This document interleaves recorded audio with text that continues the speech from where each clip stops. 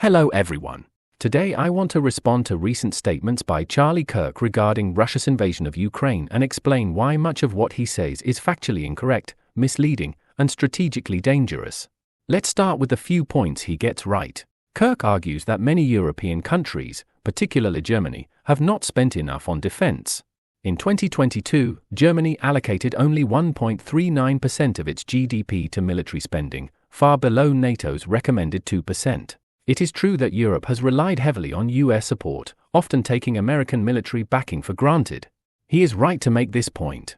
However, the majority of Kirk's claims are deeply flawed. He repeatedly criticizes so-called NATO expansion, arguing that Ukraine should not be allowed to join and that Finland's accession was a mistake. This argument misunderstands NATO entirely. NATO is not an expansionist organization. Countries voluntarily join it to protect themselves against external threats, particularly Russian aggression. By framing NATO as expansionist, Kirk is essentially parroting Russian propaganda. Ukraine and Finland's interest in joining NATO is purely defensive, not aggressive. Kirk also demonstrates a fundamental ignorance about European nations and cultures. And I don't hate NATO. I inherently don't think it's a bad idea. I do think we shouldn't have NATO expansion. I think that's been a mistake. But NATO's expansion as far as Ukraine, or also as far as Ukraine and Sweden? Finland, I think, was a mistake. Finland is very Russian in a lot of ways, and you can even acknowledge that. Yes, but I mean, Russia pushed them into NATO. I know, but Finland was even neutral in World War II. I mean, Finland is a very edge case. You as a European would respect that. He claims that Finland is very Russian, which is blatantly false. Both the Finnish people and their political system are very different from Russia. Public opinion in Finland on issues such as history, religion, liberal values, and LGBT rights differs significantly from public opinion in Russia.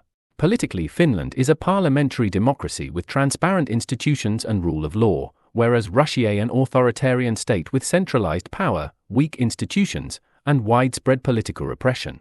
To suggest that Finland is very Russian ignores these stark differences in values and governance. Furthermore, his statement that Finland was neutral during World War II is misleading. Finland was initially neutral but later became co-belligerent with Nazi Germany to reclaim territory lost during the Soviet invasion in 1940. Oversimplifying history in this way distorts reality. Some of Kirk's other remarks are not just misleading, they are absurd. I trust the president to try to find a resolution here, and as a European, I think you're making very substantive good points. We just have a very different perspective. Why? We've spent $250 billion, right?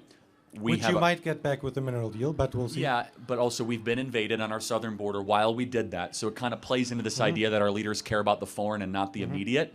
He says, we give aid to Ukraine while we are being invaded on our southern border. This is a grotesque exaggeration and an insult to the reality of Ukraine's suffering. In the US, people are crossing the southern border illegally. Some may be criminals, but this is not a military invasion.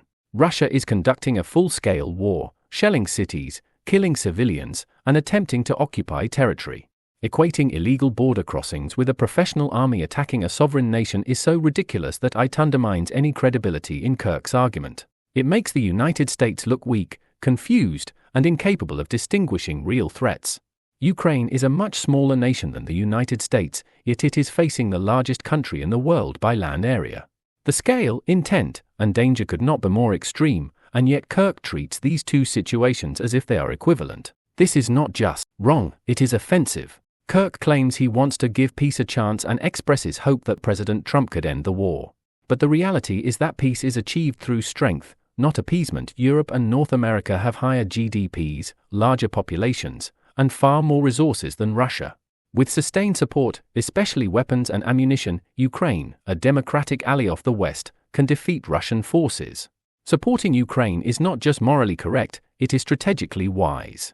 Ensuring Ukraine's victory deters future Russian aggression, strengthens Europe, and prevents further wars. Ukraine may not yet be a NATO or EU member, but its democratic values and alignment with the West make it a critical ally. In short, while Kirk occasionally highlights Europe's military underinvestment, his broader arguments about NATO, Finland, Ukraine, and United States foreign policy are factually incorrect, historically misleading, strategically unsound, and rhetorically absurd. The West should continue supporting Ukraine fully, uphold the principle that sovereign nations have the right to defend themselves, and recognize that peace and security are only possible through strength and solidarity with democratic allies. Thank you for watching this video to the end. Do not forget to like, comment and subscribe for more videos. See you next time.